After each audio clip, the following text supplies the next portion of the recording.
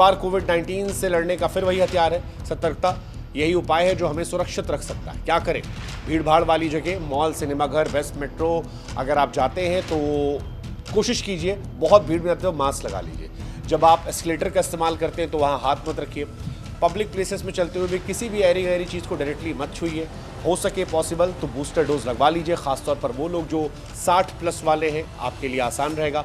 हाथ धोते रहिए 2-3 घंटे में साबुन से, जो हमें सिखाया गया था पहले कि 20 सेकंड तक हाथ धोना है।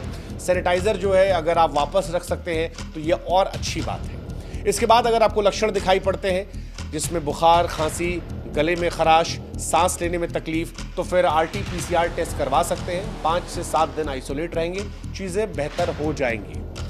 वैक्सीन को लेकर अपडेट कीजिएगा, हमारे साथ आप जुड़े रहिएगा ताकि हम आपको अपडेट करते रहें, जो सबसे बड़ी बात है, क्योंकि हम आप तक सही जानकारियां हमेशा लाते हैं। हमने पहले भी कहा था, आप हमारे व्हाट्सएप से जुड़े रहिए, कोई नई जानकारी आएगी हम वो भी आपसे शेयर करते रहेंगे। वेंटिलेशन भी ध्यान रखें, घर ऑफिस में खिड़कियां खुली रखें, ताज़ी हवा आती रहे, थोड़ा ले, और स्वस्थ रहें, मतलब इम्यूनिटी बढ़ाने की कोशिश करें। अच्छी चीज़ें खाएं, अच्छा आहार लेंगे तो आप खुश रहेंगे। क्या नहीं करना वो भी ध्यान रखना है।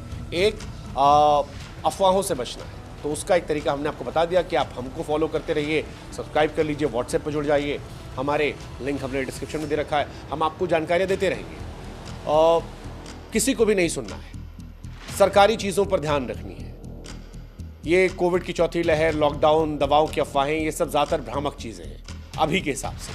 WHO, स्वास्थ्य मंत्रालय, ICMR जो कह रहा है उसको आप सुनिए, और अगर हल्के लक्षण आते हैं तो उसे नज़रअंदाज मत कीजिए। हल्का बुखार, हल्की खांसी कोविड हो सकता है, इसे नॉर्मल सर्दी मानकर नज़रअंदाज मत कीजिए, क्योंकि अब सर्दी जा चुकी है वैसे भी, तो सर्दी हम भूल सकते हैं। अब अगर बुखार होता है तो ये कोविड के सिम्टम्स हो सकते हैं।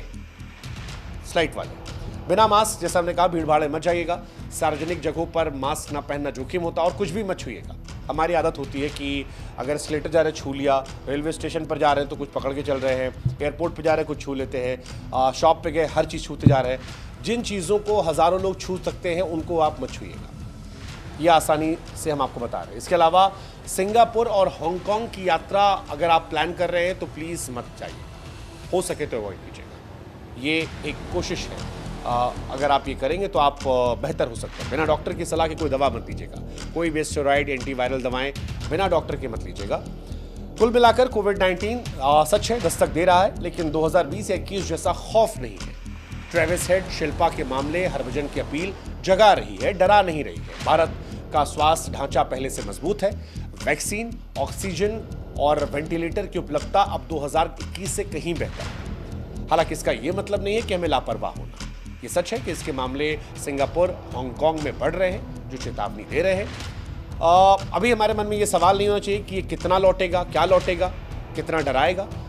हमारी कोशिश ये होनी चाहिए कि हम इस बात पर ज़्यादा जोर दें कि हम कितने तैयार हैं। अगर ये आ गया, मास्क, बूस्टर डोज, सतर्कता, बुनियादी जानकारियाँ जो हमने आपको बताई, जो आप पहले से भी जानते हैं, अगर आप ये करेंगे तो कोविड आपका कुछ नहीं कर सकता। 2020 में भी हमने दिखाया था और हमने अपनों को भी बचाया था। 2025 में भी हमें वही जज्बा चाहिए। हमें डरना नहीं है, सावधान रहना है, और ज़िंदगी को इस सावधानी से हम फिर से थमने नहीं देंगे। इसीलिए सावधान रहें, सुरक्षित रहें, और आइए मिलकर एक बार फिर कोविड को हराएं।